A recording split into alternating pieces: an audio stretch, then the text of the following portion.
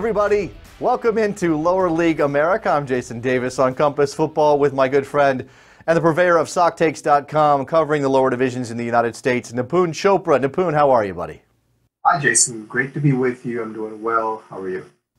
I'm doing fine. Let's start, as we always do, with a little bit of a shout-out here, a fashion choice by Nipun Chopra. What's this all about, Nipun? Today, I'm plugging the Fort Lauderdale Strikers, the Tailgate Show, which was a great show covering soccer in Florida. Fort Lauderdale Strikers, one of the historic teams of American soccer, currently in the abyss. And on a more positive note, also, Boca Raton FC, a team that is currently playing in the NPSL and might be playing NPSL Pro next year. They've kind of taken over the mantle a little bit from the Fort Lauderdale Strikers, and there's a lot of collaboration between the sets of fans. So shout out to those Florida teams. I'm glad you did all of that without unplugging yourself, because it's very important that you're able to hear me and talk into the microphone so that we can get through this show today. This is episode number 4. We're already 4 episodes into Lower League America. We didn't script this at all, but I'm kind of curious, how do you think it's going, what the response has been from the lower league soccer community in the U.S.? I think it's been the way I expected it. There's a group of people who will never take anything I do, or actually even, well, specifically what you do, seriously, and that's okay. And then there's a group of folks who are hyper fans who will consume anything to do with lower division soccer. So what's been interesting to me is to learn the response of the people kind of in the middle, and they've been supportive and have been excited about the show. And I think they are looking forward to what we do. I think they're positively curious and maybe a little skeptical, and all those things are good. What about you? That's fine. Yeah, I think it's the same. I think that we've put out the call for people to give us ideas. We've gotten a couple of those. I was actually checking on Facebook today. And look, shout out to Tim Pickerill, I think, who was the one that maybe had some ideas for looking into the pyramid in the U.S., maybe talking about that famous offer that Rocco Commisso made to Major League Soccer, because that's connected to the lower division soccer in the U.S. through the idea of promotion and relegation. So I'm encouraged by this. After last week's show, which focused on the NASL, which focused on the rise and fall, so to speak, of the North American Soccer League 2.0, we had a response from Rishi Sehgal, the ex-commissioner, the former commissioner, the interim acting. I'm not sure what Rishi's title is, and I don't want to get that wrong, because perhaps he'll be reaching out to us after the program. But Rishi had something to say about a certain fact included in our rundown of NASL history, Nipun. Let's give full disclosure here and talk about what Rishi reached out to us about. Sure. So Rishi Sehgal, I think his title is still interim commissioner of the NASL. He reached out to both you and I and asserted that we got more things wrong on the show than we got right. The one piece of evidence he did provide for that was the assertion that I made, where I suggested that the Division Two requirements were written by NASL, specifically Aaron Davidson and Stuart Goldfarb. He rejected that assertion, and I reached back to him and told him where I had got that idea from. It was from a book, Soccer Wars, by Karthik Krishnaiyer, who worked at the NASL at the time that these standards were written. And Karthik then emailed us and clarified that he did not believe that they were written by, that those standards were written by the NASL, that they didn't actively work against them. It's kind of how he phrased it. And actually, Jason, we got a specific quote from Rishi, which, and I'm going to read it out just so we're all on the same page. He said, "The NASL had nothing to do with the creation or writing of the standards. USSF imposed them." End quote. And that comes from Rishi Sehgal. All right, so that's where we're at. I just, again, after last week's show, important to get that out onto the airwaves and let people know that Rishi Sehgal did reach out to us to dispute that fact included in the NASL history. Now we're here to talk about USL, which you can certainly set up as the main competitor to USL, Nipun, and this is a league. I mean, we're talking about the USL now, which has sort of formed into this this massively growing second division. They climbed back to the second division after becoming the de facto third division for a while there. And they have moved from strength to strength in recent years, but it was not always the case. And I think it's important here to set this up and talk about some of the history of the USL before we dive into the current situation and, as you've properly determined, the good, the bad, and the ugly of modern USL. Yes, Jason, it really is important for us to understand the history of all of this, something that I don't take into account very often. And it's important to be able to understand the whole picture here. In terms of the history of the USL, before the modern day USL, there was the USISL, which was a precursor to the USL. The USL has been owned by different entities. Umbro, which was then bought by Nike. So Nike owned USL. It was then bought by New Rock Holdings, which is basically Mr. Rob Hoskins and Mr. Alec Papadakis. They currently I believe they've owned USL since 2010 or 11, and basically have helped stabilize the league. Have gone from a league where the rumored number was loss of about 75% of teams each year to now a league that is very successful by many, many metrics and is doing very, very well. Yeah, stemming the tide of clubs folding was certainly an improvement and a point of emphasis for USL as they moved into this modern age. I don't know if I have anything to throw in here factoid-wise. You mentioned the way that was passed. I do recall that Nike owned the USL because of their purchase of Umbro, which ultimately was Nike had no interest in running a second division soccer league in the United States, which then led to the sale to New Rock Holdings. And there was some concern around that time about whether or not USL would find a buyer and whether or not there would be a continued operation. And of course, at that point, we didn't know what that meant for the member clubs of the USL. Right. They wouldn't necessarily go away just because the league didn't have a buyer and wasn't centrally operated by somebody, but it was certainly a concern at the time. Absolutely right.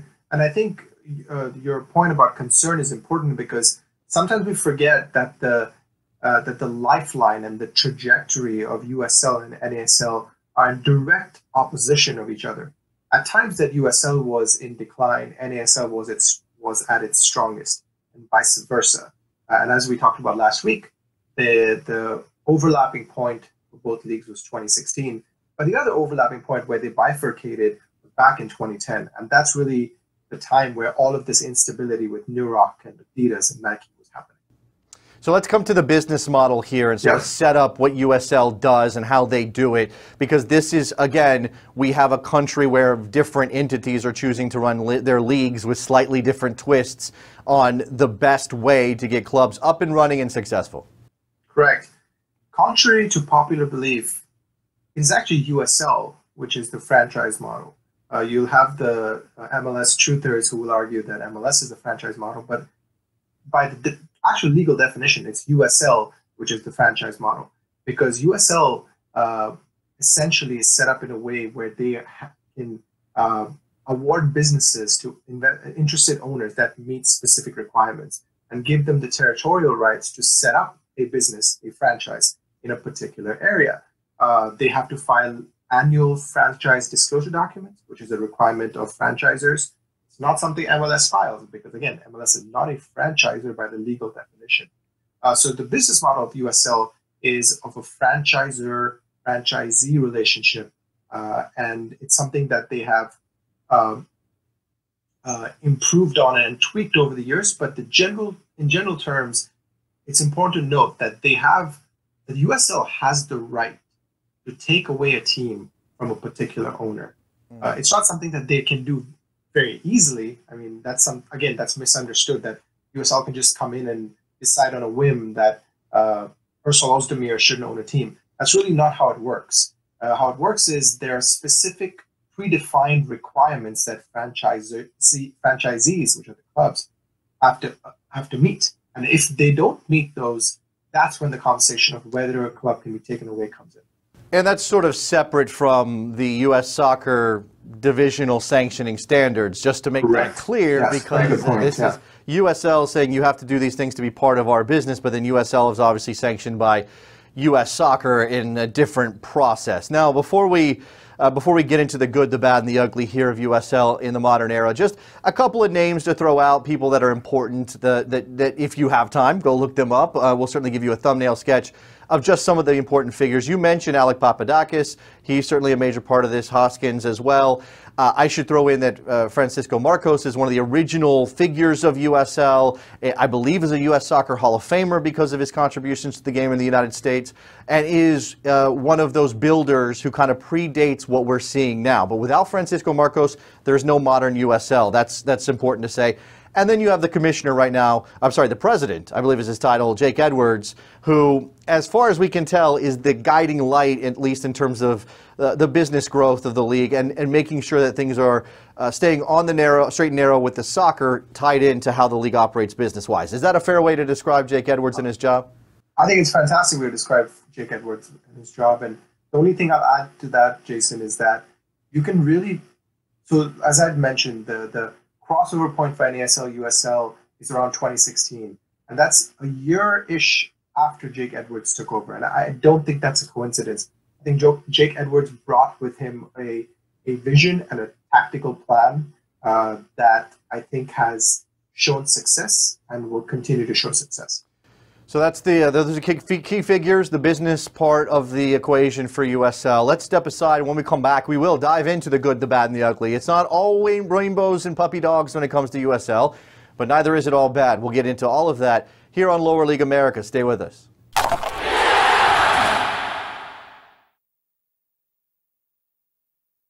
Back on Lower League America, episode 4, the USL. The good, the bad, the ugly.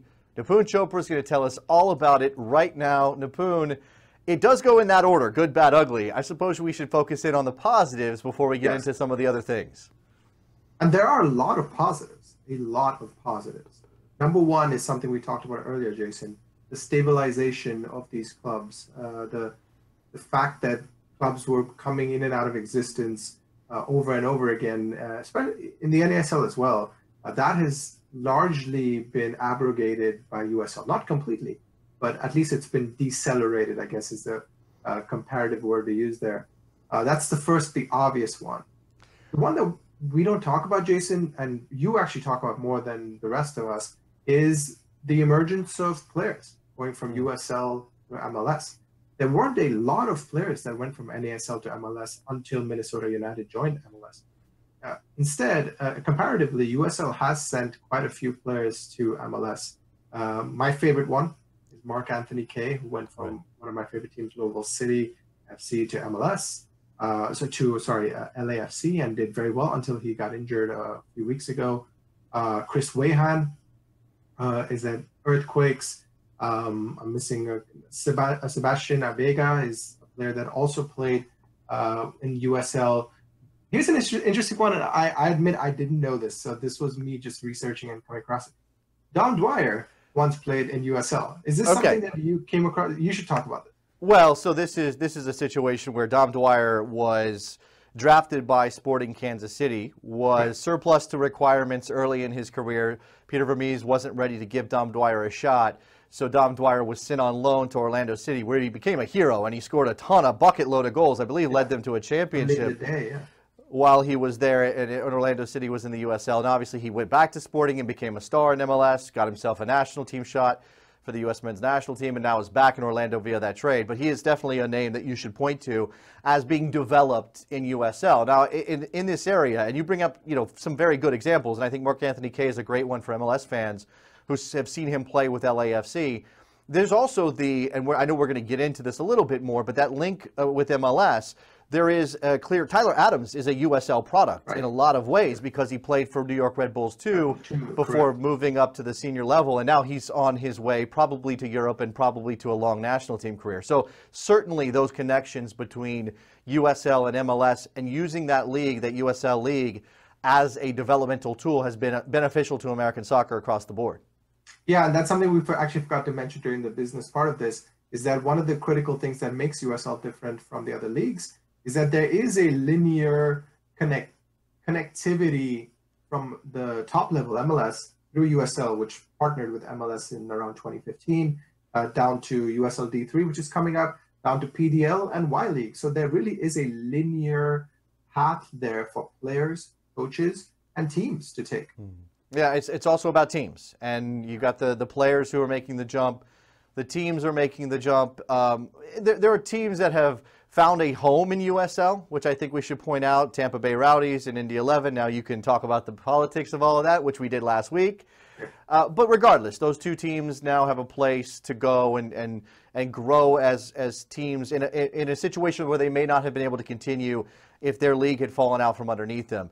There's FC Cincinnati, which is the biggest success story in USL history. It's short history, and FC Cincinnati's short history, now getting ready to move up to Major League Soccer after surprising everybody with incredible attendance numbers. And I don't know how much credit you want to give to USL for FC Cincinnati's success, Nipun, but certainly it's a factor. You know, Jason, FC Cincinnati deserves an episode in its own right, and it's something I think you and I will do at some point. I really think FC Cincinnati was a lightning in a bottle. However, I don't think you can strip away any of these causative factors. I think they all have contributed to the success story that FC Cincinnati is, including USL. You know, let's put it this way. If FC Cincinnati had played in the NASL, probably wouldn't have been as successful. So Sure. They are all contributing factors. And yes, USL's role is pretty big in FC Cincinnati's success. And we're seeing some coaches get an opportunity to go from USL to MLS. Now, NASL has provided a coach or two to the top division as well. But James O'Connor stands out this year, having gotten a chance to go to Orlando City after leading Louisville City to a championship in USL last year. So that's certainly another factor here, a place for young coaches, new coaches, learning coaches to get their feet wet before making a jump to a higher level. Absolutely. And I can't speak highly enough of James O'Connor. Fantastic coach. Great to talk to when he's giving interviews. He's very intelligent, works really hard, and is a great role model for young coaches across the nation who want to cut their teeth at the highest level. Yep. Another one, Jason, that we should consider in terms of the good is the valuation of USL clubs. This is something that caught me by surprise as well when I was writing the article. In 2011, the USL franchise fee was $150,000. This year, it's $7 million. That's a 47-fold increase in 8 years. Comparatively, and around the same time, MLS's expansion fee has grown about 7-fold. So it gives you an idea of the growth, some comparative idea of how successful USL is in terms of the valuation of clubs, and that bodes well for owners. One thing that we talk about with MLS and that increase in value, though, Nipun, is whether or not it's a bubble. And now we shift to some of the bad parts, or certainly some of the concerning parts. That's what I do for USL. And one of them is, despite the fact that value has gone up, despite the fact that the fee has increased 47-fold, not everybody's making money, and some people are losing quite a bit of money, which is always a problem in American soccer. I'll rephrase that for you, Jason. While the league is making money, per their franchise disclosure document, they are making mid-7-figure profits every year now, and that is only expected to increase next year. 2018 will be a record year for USL in terms of profits.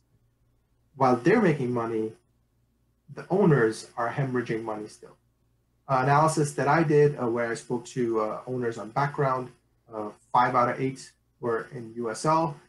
And all of them reported losses between 1 and 4.5 million a year, or 1.5 and 4.5 million a year. Over time, that becomes impossible for even rich owners to deal with.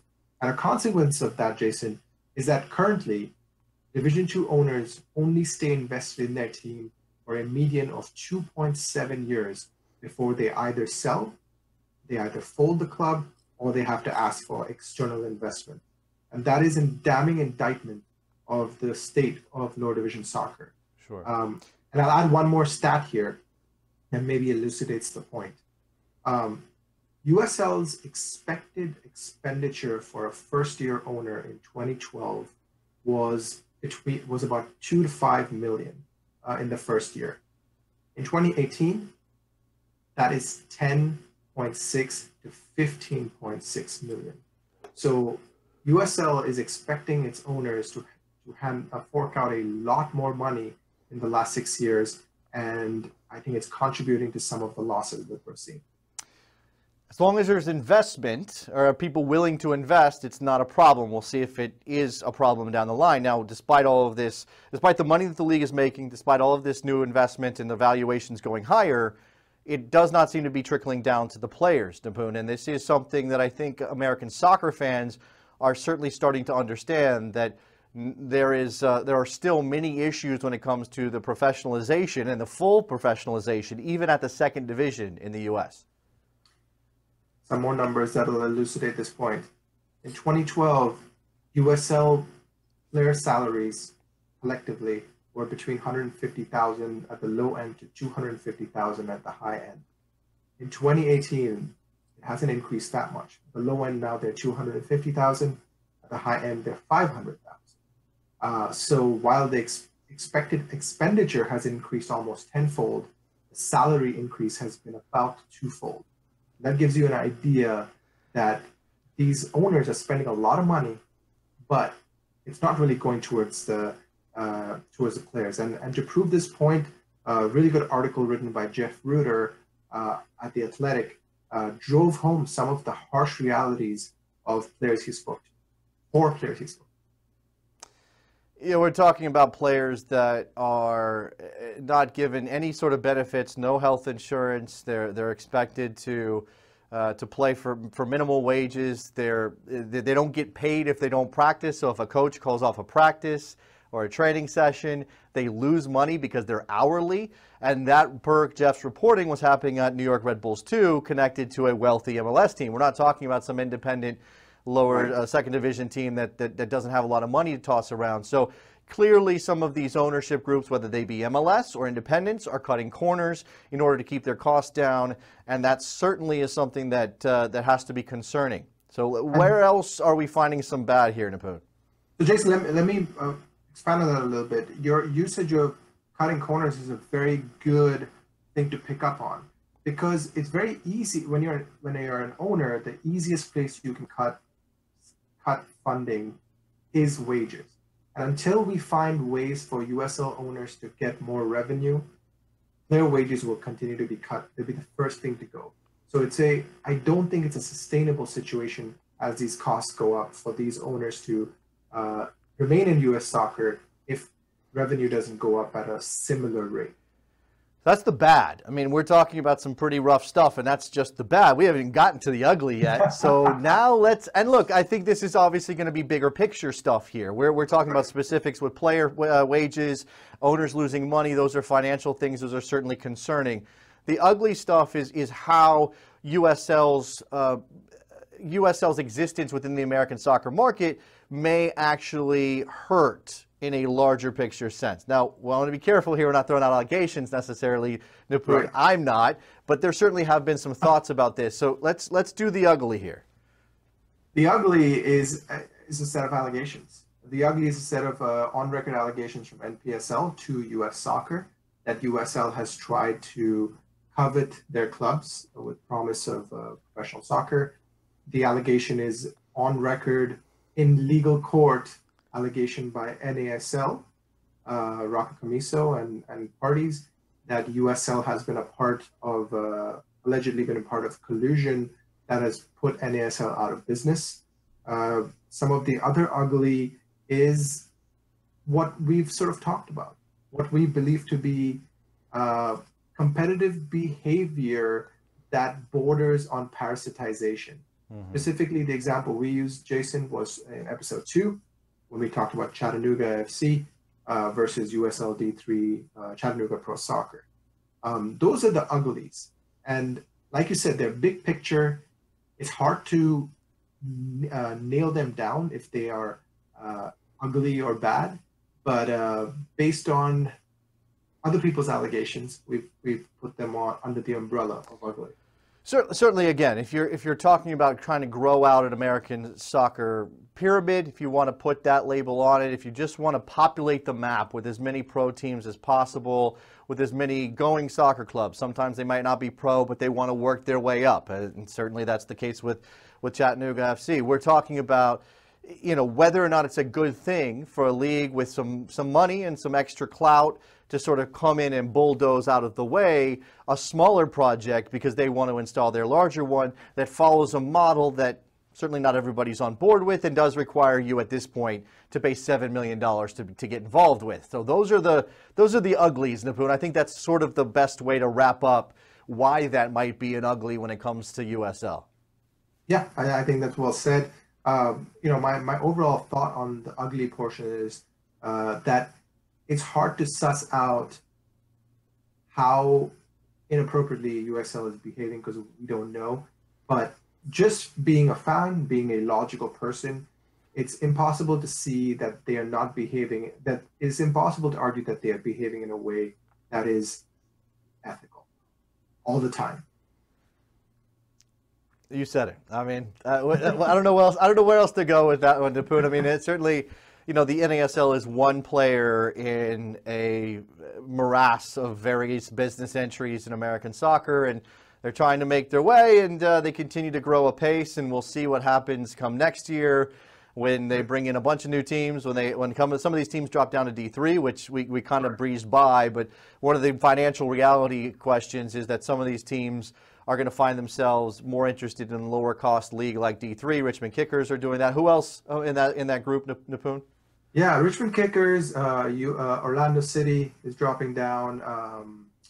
I believe Penn FC will drop down. That hasn't been announced. That was told to me by a source. And the Rochester Rhinos will relaunch in 2020. They'll also be dropping down. A couple of the teams that you put me on the spot, Jason. No, it's okay. T2 is also dropping down. I mean, I think when it comes to MLS teams, the reasons are maybe different than a Rochester or a Richmond or a Harrisburg. I'm sorry, a Penn FC. Already still stuck in the past with that. All right, so that's USL. I mean, again, it's a league that continues to grow. It's a major part of the American soccer scene. If we're ever going to see a sort of integrated pyramid, the success of these clubs matters. The business elements of USL continue to evolve and change, and certainly they're competitive. All right, anything else to add here, Nipun, before we wrap up this edition of Lower League America? That's all I have, Jason. Great talking to you. All right, it's been great talking to you, Nipun. I'll remind everybody watching this, remember to go follow us, Compass Football, on Twitter and Instagram and Facebook. Make sure you do the same for Sock Takes, our partner here on Lower League America. If you have ideas for the show, I shouted out some at the beginning of the program. Continue to throw those at us. You can do it on the Facebook page at Compass Football. You can hit us on Twitter. You can do it on YouTube. We have open comments. We're going to be there to interact with you. We'll continue to bring you new programming on Compass Football. Stay tuned for more stuff from us there as well, and we'll talk to you next week.